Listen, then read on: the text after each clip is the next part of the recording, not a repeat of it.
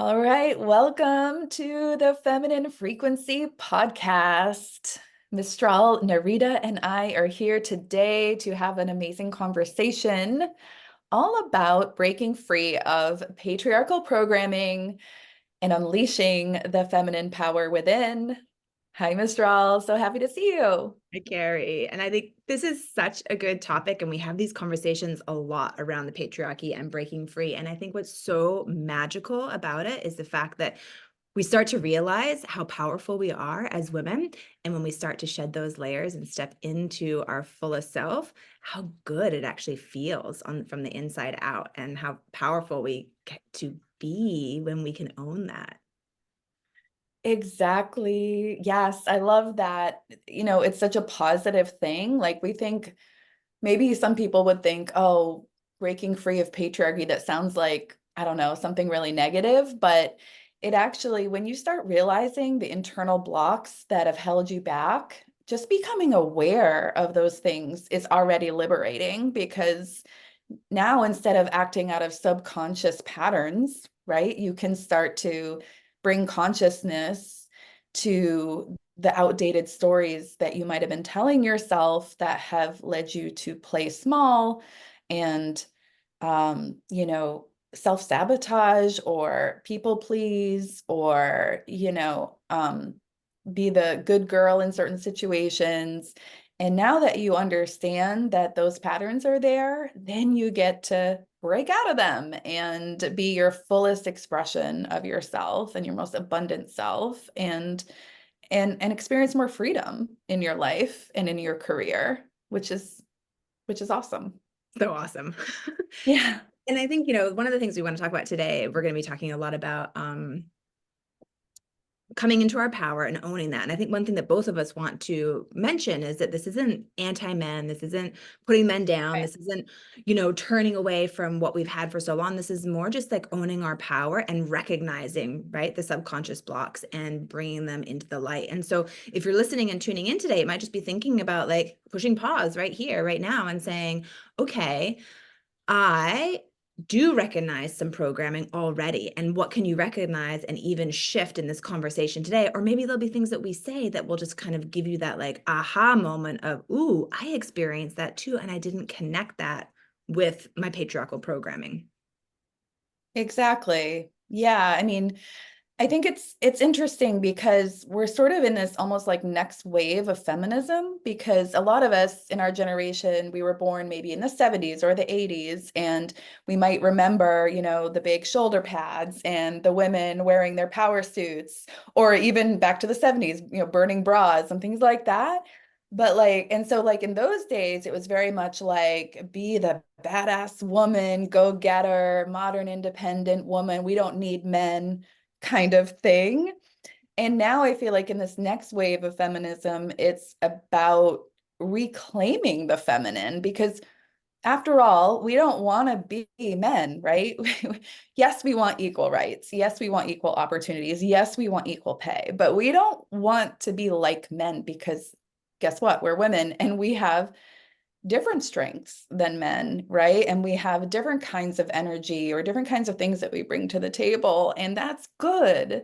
It's not that we necessarily want to be these like men in female bodies, right? And I think that's sort of the journey that some of us are taking because, you know, growing up, I was told, you can be whatever you want to be. You can do whatever men do. And that's a positive message, but also like coming into um the world of business and things like that, I kind of had this impression that, I had to be sort of masculine and sort of um hide some of my feminine traits and qualities in order to succeed in this environment, in this culture, in this, business landscape.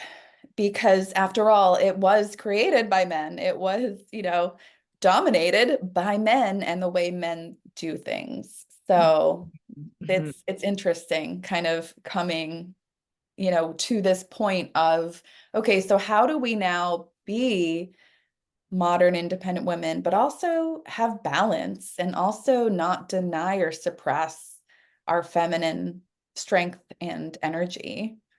Absolutely, absolutely. And as you were talking, I was kind of thinking to myself back to my own experiences of being in corporate, and I never wanted to be one of those powerful women because I didn't want to wear the power suit. I didn't want to show up and have to have these masculine traits, and that felt really unnatural for me to be because then a lot of people when I was growing up were like, "Oh, there's that hippie girl, long flowing hair, flowy dresses."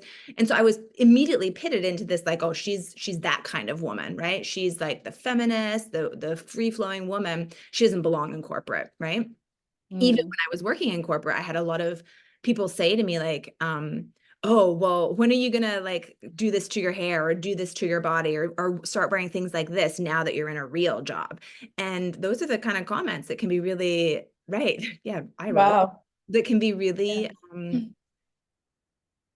I'm not thinking of the right word, but like it put me down a lot, especially because they were coming from men who were in their 50s or 60s at the time, so very old patriarchal programming for them, and I wasn't fitting the expectation of what a woman should look like when she turns up at the office, and that was throwing them out. And of course, I internalized that instead of just looking at it like, well, that's your opinion, and that's not my opinion, and I'm still doing my job, so why would I have to wear my clothes a certain way or wear my hair a certain way?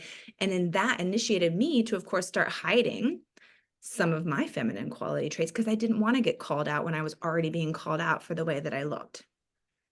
Absolutely. And even like beyond, external appearances, there's things like, just even being vulnerable, even being emotional, like that's seen as like a feminine thing and seen as a liability, right? In the business world, a lot of times it's changing very gradually. Now I feel like in marketing we hear all about, oh, you got to be authentic, you got to be vulnerable, you got to connect with your audience. So I feel like marketing is becoming a little more feminine um these days, but that's a newer trend. You know, definitely like, so being in real estate for about 12 years, starting in 2010, you know, I thought of myself as sort of this like badass boss babe, killing it, making deals. And like, it's funny, as far as, you were talking about the clothes, like I would go to the office wearing like suits or skirts and heels, right? But then I would come home and like get in my maxi dress, right? And like hang out. So I very much put on this like polished image because I thought that's what I needed to present. I thought I needed to be sort of perfect and proper and positive all the time. I did get into a lot of mindset work and manifestation work and law of attraction. It was all about, well, you got to be positive, even in that realm of things. But um, what I've since realized is that, what, I guess I was the baddest boss babe, if you want to say that, but I was also like kind of a people pleaser. I would constantly just put everyone else's needs before my own. I didn't have a sense of like my own authority and my own, um, like protecting my energy and standing in my power. It was always about, okay, I need to do this for my clients. I need to bend over backwards. I need to, again, like put on this persona, right, of invulnerability. And there's a book called Unbound, A Woman's Guide to Power by Kasia Urbaniak, who this book really kind of opened my eyes because she said one of the things that really landed was she said that the modern independent woman is basically the good girl 2.0. Hmm. I was like, really? Because think about it, the modern independent woman, right? That kind of stereotype or persona is the woman who she can have it all, right? So she has some more power and freedom than the good girl, but she has to get it herself, right? She depends on no one. She needs help from no one. And and she never shows vulnerability or emotions. So she kind of like masks her more feminine qualities. And so she's still in kind of a cage, just like the good girl, because she can't really be truly authentically herself.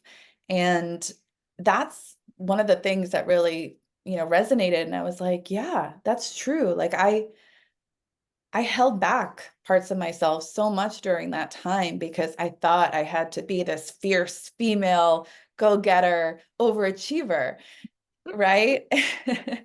But yeah, so it's been a journey of like realizing that there is strength in vulnerability, that sensitivity is a good thing because I can read energy and I can connect to people on a different level, and knowing my boundaries through reading my own energy and protecting my energy. Like all of those things are so healthy. And yet I had completely overridden my own internal signals for so long, just kind of like pandering to whatever anybody else needed for all that time Oh, as a modern independent woman, yeah.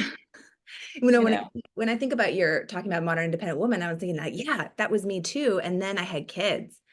And then I was like, how do I juggle a full-time job, be a present mom, pump, when you're at work? And I didn't even have a room that I could properly pump in private, so there was I was the first mom actually I was the first mom that we had at my employment, they hadn't had that Wow. before. So I was the first one going through, the FLMA and the maternity leave and what that was going to look like. And so it was not only was I now a brand new mom, clueless, right? As we all are when we first start, overwhelmed, scared, but I was also like the first employee. So I also had to deal with all this stuff of newness, right? About what I was getting paid and when I was going to be off. And all of this happened when my baby was 3 weeks old, even though I'd given them 9 months notice that I was pregnant and the baby was coming.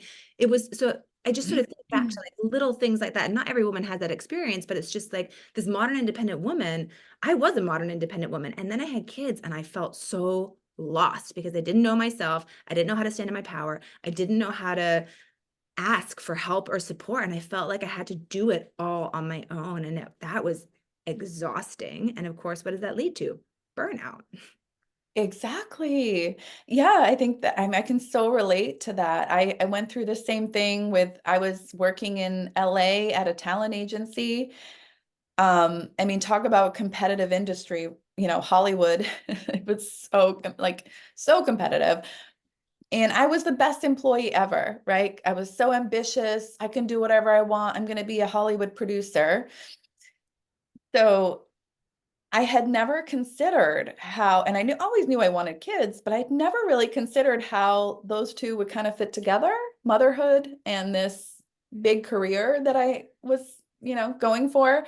Um, so when I had Benjamin, our first child, and I had 6 weeks leave, which was considered quite generous, I went back to work when he was 6 weeks. My hours were 9 to 7.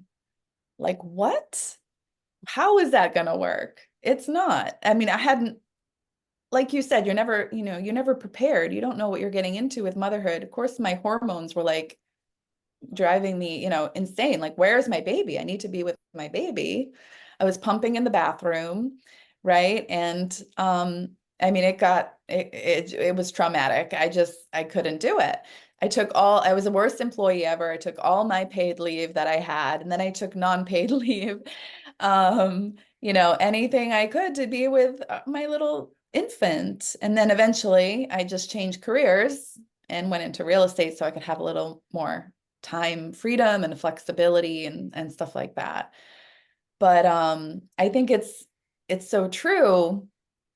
In our generation, we were told this, we're kind of given this big idea of you can have it all, right? Like here we are, feminism has won.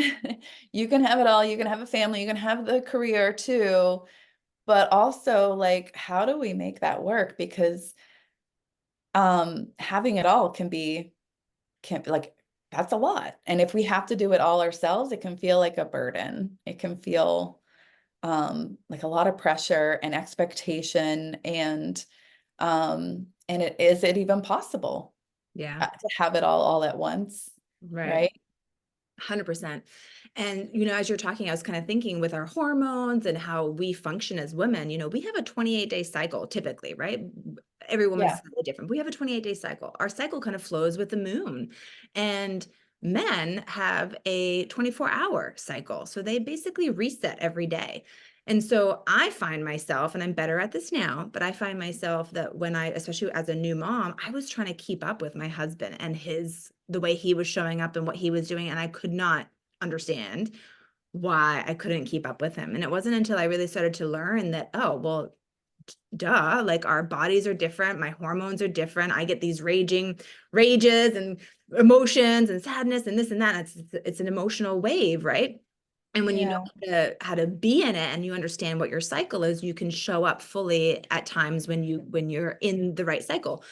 But when my husband would stay up till midnight and wake up at, 5 o'clock the next morning, I was like, I can't do that. And I would feel guilty that I couldn't do that. And that's just sort of where we have to recognize as women and where society has to support us in recognizing it, that yes, we can have it all. We can be the modern independent woman, but society has to shift to allow us to be that and be okay with, okay, well, the modern independent woman, yes, she does have it all, but her hours look different, or the schedule that is created looks different, and that's okay. And then we get the best of her when she is on it, right? And because we support that, she feels supported, so she wants to give her all and give her best. exactly. Yeah, when you were talking, I just had flashbacks of when I was in real estate.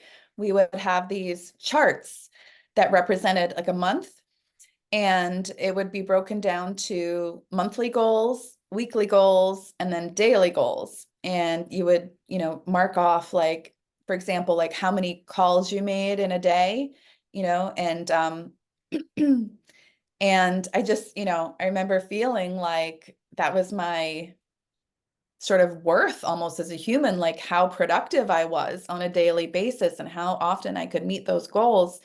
And never did it occur to me that as a woman, maybe I should like take a slow week during my, period, or take a week off, that just never even entered my consciousness. And when I started a couple of years ago to basically, go with the rhythm of my body, and, when I knew when I should be more productive and when I should slow down a little, it just changed everything, like just respecting, where I was at, where my energy was at, physically, emotionally, mentally. That just gave me that breathing room where it was like, okay, I don't have to be a robot. I don't have to push myself when I'm tired, It's like our business as entrepreneurs really is our energy, and vice versa. Like there's no separation. So nurturing our energy is vital to the success of our business. When we're forcing and pushing day in, day out, we're just going to show up as, these kind of exhausted, burnt out shadows of ourselves. And it's not going to work long term. No, yeah, Going to be exactly. a crash. It's so true. And so I wanted to say, like, people who are listening into this now as the replay is, what are some of the things that are important as a woman to remember is not only following your cycle, but also how you tend to your energetic frequency every day that allows you to be able to show a fully expressed version of yourself. And I'll admit, I'm not perfect at it all the time, right? Because we are Okay. humans and we bump up against things that, rub us the wrong way, or we aren't feeling whatever. But being able to have the opportunity to really tune into what our needs are on a daily basis and how to shift out of a negative energy, or to be like, okay, I do have these 3 actions I really want to take today, and I won't feel good if I haven't taken them by the end of the day. So how do I tend to my energy to get it to a spot so I can achieve that, but not in a pressure, like have to get it done. I'm not going to make a sale if I don't do it, but more of a way of, it's going to feel so good. I know it's going to feel really good once I have this completed. And so it's important for me to push through or challenge myself to do it. So I think that there's also this Yeah. mission of not just sort of leaving things to not get done, but more, how do we tend to that energy so that we can be our fullest expression, even on days when maybe we're not feeling our fullest expression? Yeah, exactly. And, You had mentioned earlier society has to shift to, this new paradigm, but also what I believe is that we are the society, we are the culture. And so it's like we can shift, and if enough of us do that, right, the society will shift because it starts with the individual, then it goes to the collective. So that's what we're doing, right, within our membership is creating this culture where we can be emotional when we're feeling emotional. We can be expressive about our challenges that we're going through. We can be vulnerable with one another. But we can also brag about ourselves. We can share our wins. We can celebrate one another. We can have these kinds of conversations and share authentic stories, right? So it's like creating that paradigm shift from the inside out rather than pointing to the external culture society and saying, oh, it's bad, it's to blame, and everyone else needs to change. It's like, why don't we focus on the one thing that we can change, which is ourselves, and start to learn to have boundaries and embrace ourselves the way we are, knowing that, yeah, we're not perfect, and that's totally fine, and that's normal. Yeah. Um, like you said, we're human. Um, and yeah, and just sort of like creating that new culture within our own communities and within sisterhood, within safe spaces where we can do that. And when we do Not that, we're showing judge. for our family, our daughters, and then of course the women in our lives. Like you said, it's that ripple effect. We'll naturally just feel the shift in our energy and feel how we're showing up. And so I think that's what's important to remember here too, is it's not it's not like we're trying to wake women up, right? We're trying to wake them up to say, hey, that you're powerful. Let's get your power out here in front. And we need your gifts. We need you to be showing, like living your truest, fullest expression. And Mhm. when we do that ourselves, we give permission and space for other women to do that as well, which is a beautiful shift. And like you were saying before, there's so many Exactly. opportunities now in the online space, in particular, mostly, where women are able to become millionaires by literally just being in their frequency all the time and showing up in their feminine and totally ignoring the societal conditioning.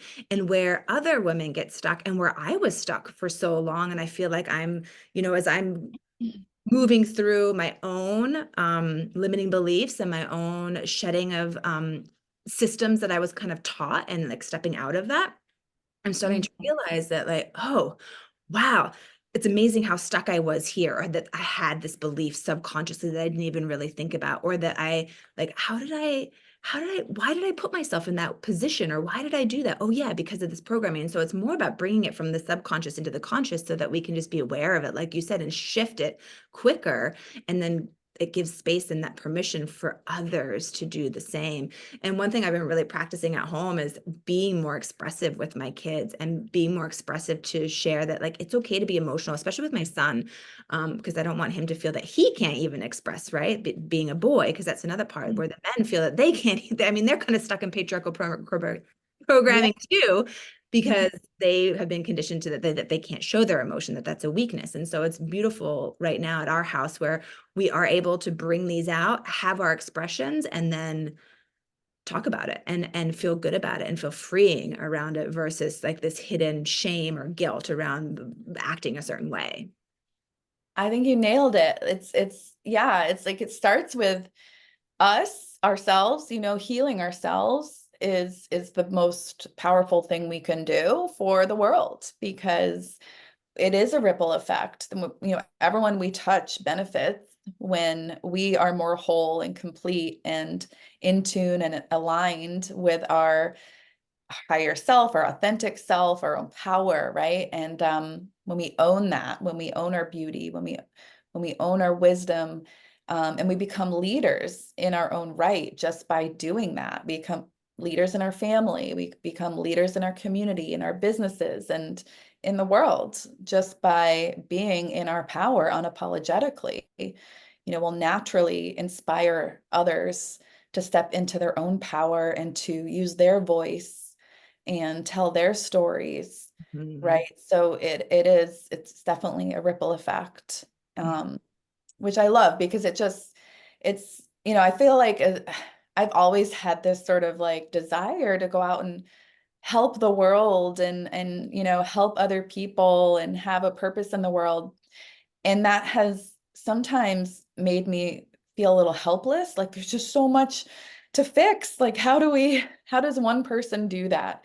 But to bring it back to just, okay, let me work on myself. Let me work on, you know, the limiting beliefs and the way that I judge myself, or the way that I give away my power, or the way that, I censor myself, all those things. And by doing so, by healing myself, I can actually have a big impact. I can actually help others just by doing that. I think that's really powerful. It I is love really powerful. It's really powerful. And I do believe, though, that a lot of women are afraid. A lot of women are afraid to take this step and try to do this sort of work because they're afraid of change, right? They're afraid of what people will think. They're afraid of what their husband might even think, right, with this kind of work. And that's so sad to think that these women, it's the programming, right, that has them. It's the limiting belief, it's the unknown, it's the what if. that. And but what if you could just ask yourself, like, what if I like own my power? What would that look like? Mhm. What if Yeah. And out and go, no, go. sorry. Yeah, no, I'm glad you brought up the husband dynamic, or, Mm, partner dynamic, because I think that, going back to the modern independent woman stereotype, right? A lot of times, and I know this happened to me, like living up to that ideal, right, of that kick-ass, badass boss babe, modern independent woman, it can kind of put in a marriage situation or partnership situation, puts both partners in this sort of like alpha role, yeah. where it's like the woman's like, I don't need you, right? And like, sort of it's two energies trying to dominate, right?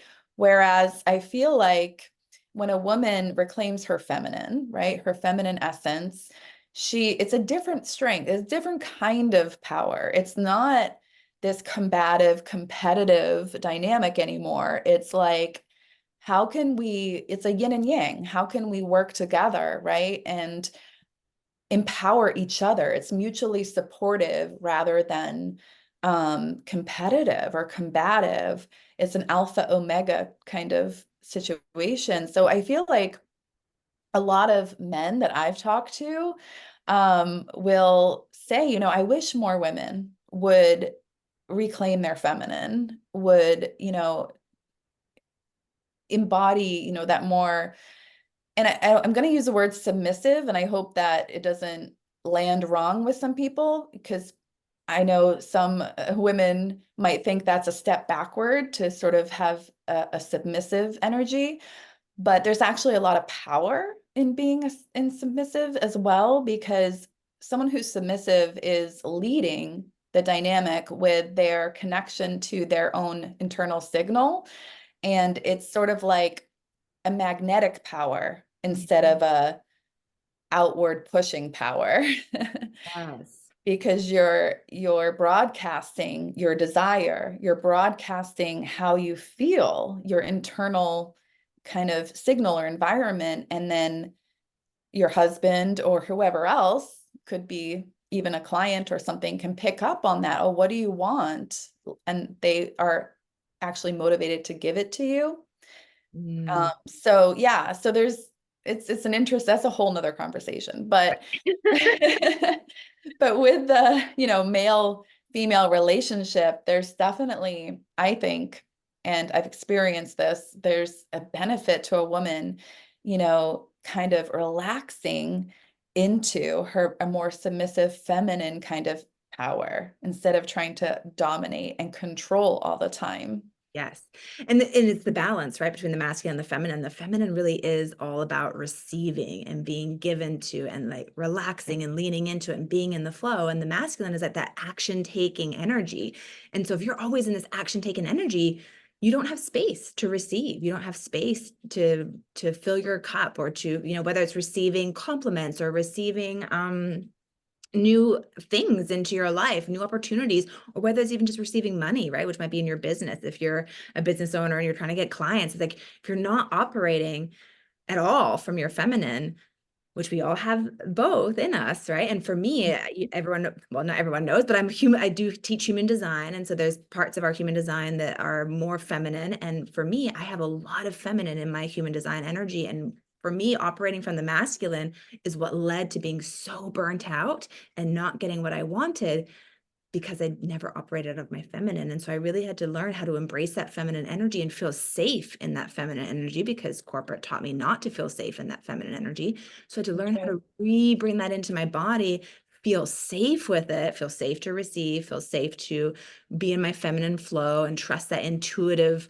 information that we receive from our body, which made it really hard for me to receive because I just wouldn't accept that feminine energy. And instead I was like, well, if I just take more action, or if I just do this, or if I just do that, that'll bring me the results that I want, which is a whole big fat lie. I mean, yes, doing an action might get you some results, but it's probably not going to get you the results that you need, especially if you're operating out of alignment with your energetic blueprint. So true. So true. Yeah, I love the point that you made that, we all have masculine and feminine energy and it's not gender specific. Right.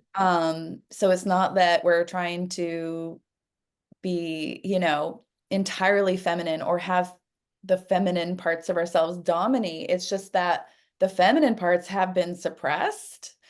And so in order to bring balance back to ourselves, it's a process of reconnecting to and remembering and reclaiming the parts that have been suppressed Mm. or dominated or exploited. And then as that happens, we can become more healthy in our masculine too, because again, like when a woman doesn't feel safe in her feminine, right, she will lean hard into her masculine and she'll put on that sort of masculine shield and okay, pedal to the metal, full throttle, let's go, go, go.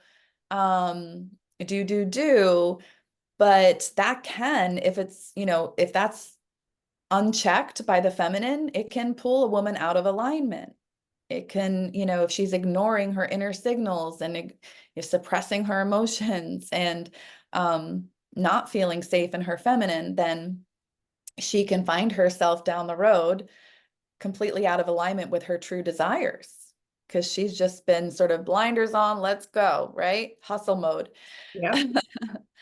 So it is just, yeah, it's a process of just aligned action, not just action, but aligned action, making sure that you're here, right? Like you're centered, you're grounded, and you're in touch with what's true for you, Yeah. right? Your intuition Mhm. and your desires and your purpose. And I And think we're sorry, I'll just finish. So we're kind of encouraged to just always be productive, no matter what. Like that's the measure of success without having the space sometimes to check in with ourselves and make sure we're still in alignment with what we actually desire.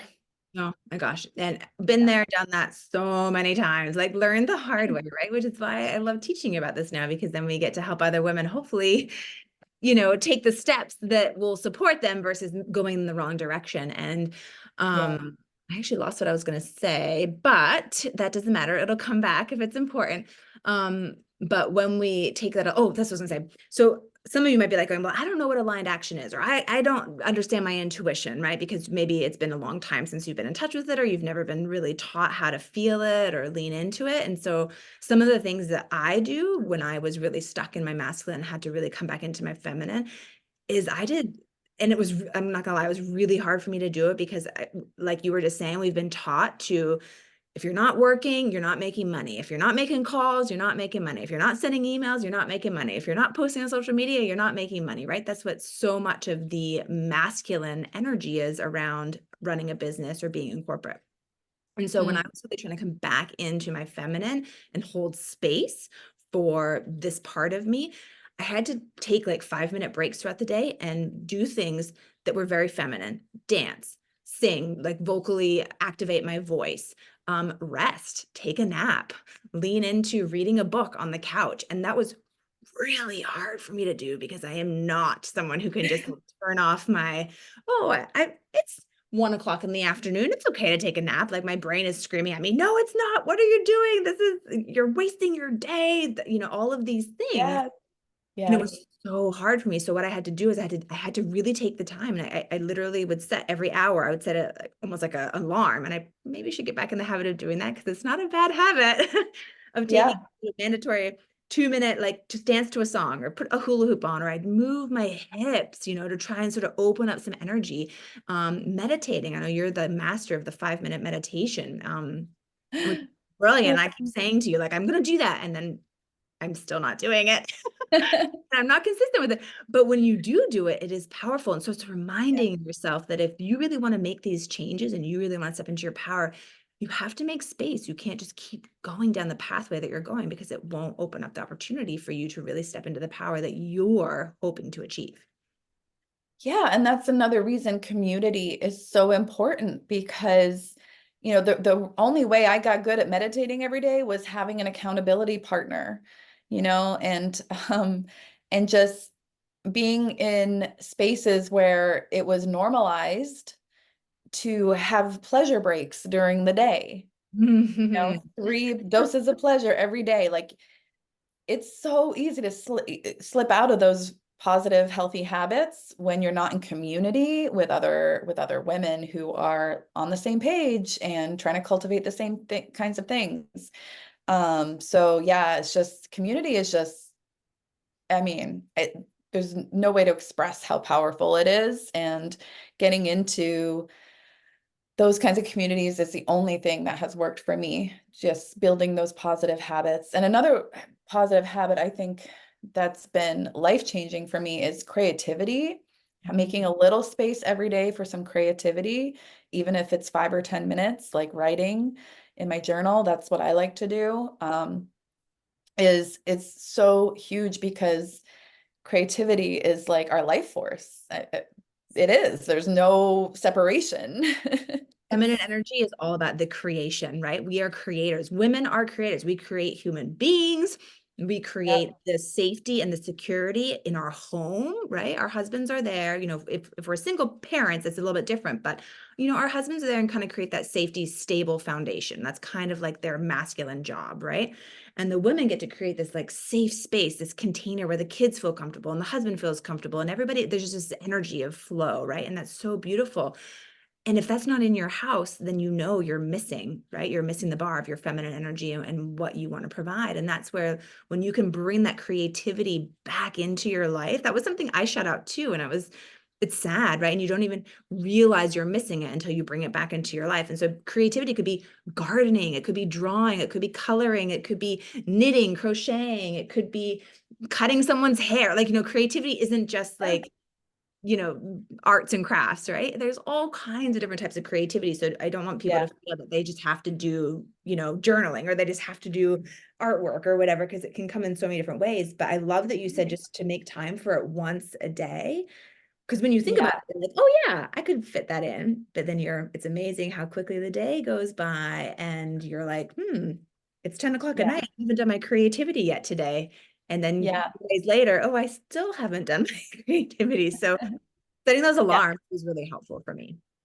Yeah, no, I like to do it first thing in the morning for that very reason, because the day will get away from you. And the thing is, I used to wait for like inspiration to land before I'd go and do something creative.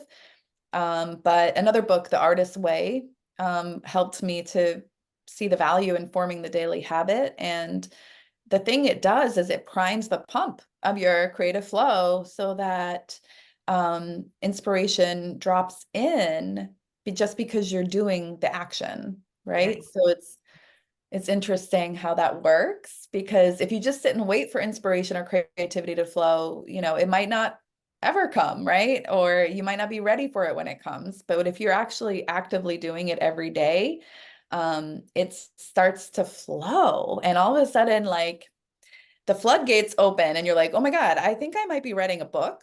I'm not sure. Like, which is what happened to me. And you'll start getting drops of inspiration throughout the day too, not just when you're writing, because it's like the pump is now on and it's Yeah. pumping. Yeah. So I and you actually, know, it's not just about the end result either. Like if it never turns into anything official or formal, that's okay. It's the process of being in the flow because it's your life force. It's going to energize you, it's going to inspire you, it's going to connect you to your vitality. yes, yes, yes, yes, yes, yes, yes, yes. And I wanted to touch on the fact that if you're a creative and you're building an online business at all, this is so important because you can't write copy without being creative. You can't come up with a fun meme or a post or something that's going to engage your ideal clients without being creative. And so, as a business owner, it is so important to be able to have some kind of daily routine that tends to that creative energy, whatever that is for you, so that you can you don't do anything in your business until you've sort of done this part that gets you into the energy that your ideal client wants to interact with, that people Mhm. are magnetically drawn to you because you've taken that time. Like that's your job. Your job is to cultivate your energy on a daily basis, whether you're a business owner or a mom or a stay-at-home Yeah. mom or working full time, right? That doing this allows you to have that space for other things to drop in. Yeah. Yeah. It's playtime really, right? It's your inner child getting to play. And that's what kids always want to do. It's create and play. So it's allowing some space for that to have just fun and be and let whatever wants to come out come out. Um, because that's, your inner child is your spirit, is your soul. Like it's really all the same thing. So yeah, that's been a transformational habit as well. And again, just having like some community around that is so supportive to if you want to start, getting back to those kinds of habits or routines or rhythms in your life so that you can, really align your actions with the person you're becoming, the woman you want to be, the woman you're meant to be, right? It's in what you do every day. That's right. That's right. And so Yeah. Katie's done a great job talking about community. And we have a community that you're welcome to join. It's called The Breakout. So come and join Yeah. us. It's where we cultivate exactly this in a safe space that you can join to be able to come and have your voice heard, be seen, feel that you're not the only one out there going through this. So many times as a woman, I'll finally talk to somebody about a problem I'm having, and they'll be like, oh my gosh, me too. Or there'll be 20 women who are like, me too. And I'm like, oh, I thought it was just me. No, clearly this is the bigger thing. And so having that community gives you permission and the freedom and the sense of safety to be able to just let it out and cultivate that beautiful feminine energy so that we can step back into our power confidently. Yes, I mean, even the monthly swamps that we do, where you get to express your emotions without justifying them or having to explain them or having to feel like you need to be fixed. You just get to be in your emotions. My Um, husband's still learning Even this. Talk that is so valuable. It's like, who doesn't need that, right? Who's everyone.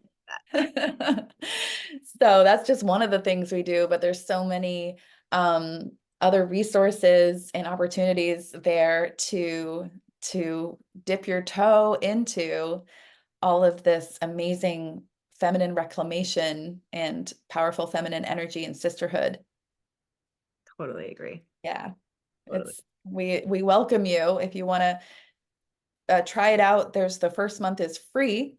And then after that, just $7 a month as of this recording. Um, and we would love to just show you around and share what it's all about. So feel free to come join us. Sacrifice your $7 latte for a group of empowered women and come and join us in releasing your feminine, and then we'll start manifesting free cups of coffee for you. Yeah, or have both. Or Just have have both. both and Yeah. not either or. Yeah, let this be your therapy. Let it be, your sacred space. Let it be the um the corner of the internet where you can just be held in your wholeness and your messiness and your the fullness of who you are without, you know, any judgment or criticism. And you can be celebrated for your awesomeness as a woman. Yes. Oh, I love that. Yeah. Awesome. Well, I think that's probably a good place to wrap this up. Thank you so much for listening. Thank you for having this incredible conversation today, Mr. Al. Totally. You know, we could keep going for another hour easily. Anytime, yes. But till the next time, thank you so much, everyone. Much love. In the meantime, we'll see you soon.